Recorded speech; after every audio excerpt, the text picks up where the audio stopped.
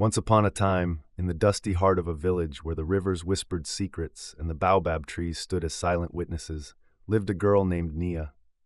Her laughter danced like sunlight on water, bright and untamed. She was the light in her mother's eyes, fierce and wild, but a thorn in her father's pride. Nia's dreams stretched beyond the narrow paths etched by those before her. She dreamed of books, of voices rising in song, of a world where her spirit could run free. But dreams are fragile where poverty casts long shadows. In her father's eyes, Nia was not a daughter, but a debt waiting to be paid. Hunger speaks louder than love when bellies are empty and pockets hollow. Her mother's tears were silent, swallowed by fear and duty, while her father's voice struck sharp, carving Nia's fate with every word. A stranger came, draped in fine cloth, his smile polished but empty. His eyes held hunger, not for food but for control. His words dripped with honey, hiding the venom beneath. $200. That was the price of Nia's laughter, her youth, her freedom.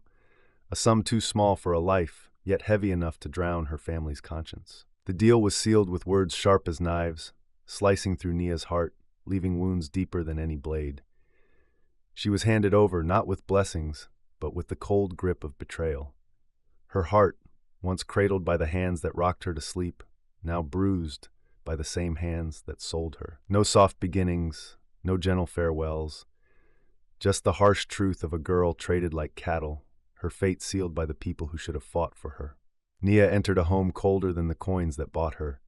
The walls did not shelter, they trapped. Jabari, her husband, wore power like a second skin, etched deep into his fists and carved into the sharpness of his words. His voice was law, his anger a storm without warning. Days bled into nights marked by bruises that bloomed like dark flowers and dignity stripped away piece by piece. But Nia's spirit bent, never broke. She tucked her rebellion behind silent stares, her courage hidden in clenched teeth and eyes that refused to dim.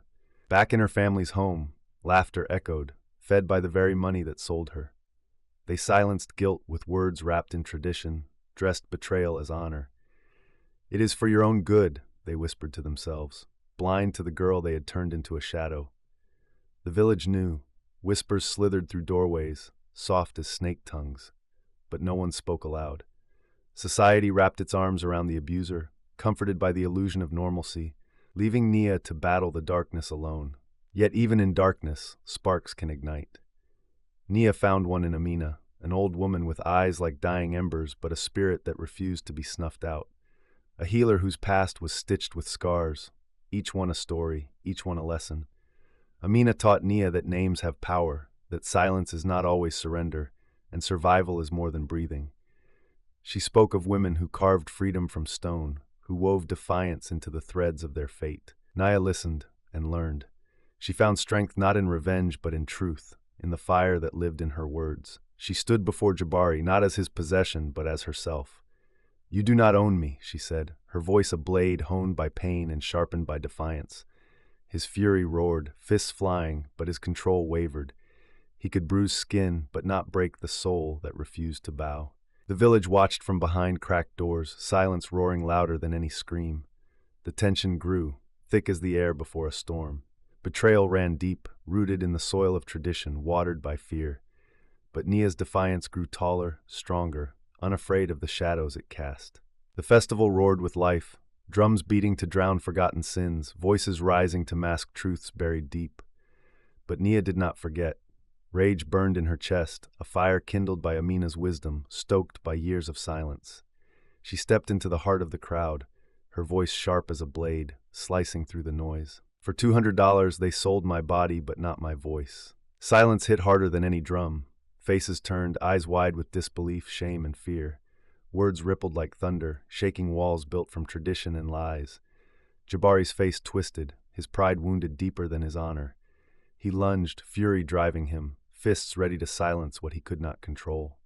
But Nia stood firm. Her defiance was not in muscle but in truth, strong and unyielding. Their struggle was more than flesh against flesh. It was silence against voice, oppression against defiance. Blood spilled, but with it flowed the venom of long-buried truths. Amina moved through the chaos, her steps slow but steady, her hands old but sure. She reached into the storm, her grip firm, her spirit unshaken. Jabari's rage met its match, not in brute force but in the strength of those he sought to crush.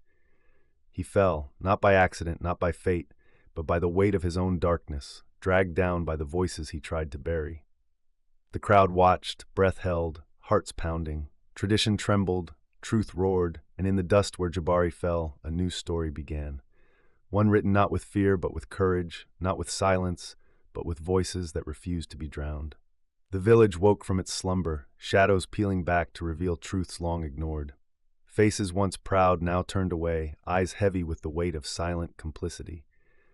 The elders, draped in the robes of tradition, stood exposed, their words hollow echoes of faded wisdom. Their power crumbled, not with violence, but with the undeniable force of truth. Naya did not weep, not for Jabari, whose fists had shaped her scars, nor for the family who traded her spirit for silver. Their betrayal no longer defined her. She carried her scars like armor, not as marks of defeat, but as proof of survival. Each step she took was a defiance, a rejection of the chains once wrapped around her soul. She walked away not with fear, but with the steady rhythm of reclaimed power. Her voice, once caged, now soared, woven into every breath, every heartbeat. It was a voice carved from pain, sharpened by courage, and set free by truth. An elder's voice rose above the silence, firm and clear. A girl's worth is not counted in coins. A woman's strength is not measured by the silence she keeps. For even in the deepest well, a voice can rise and ripple across the world. And so the story lingered, etched into the hearts of those who listened. A tale of betrayal, yes, but also of courage. A story not just of pain, but of the painful birth of change. A reminder that voices once found can never be silenced.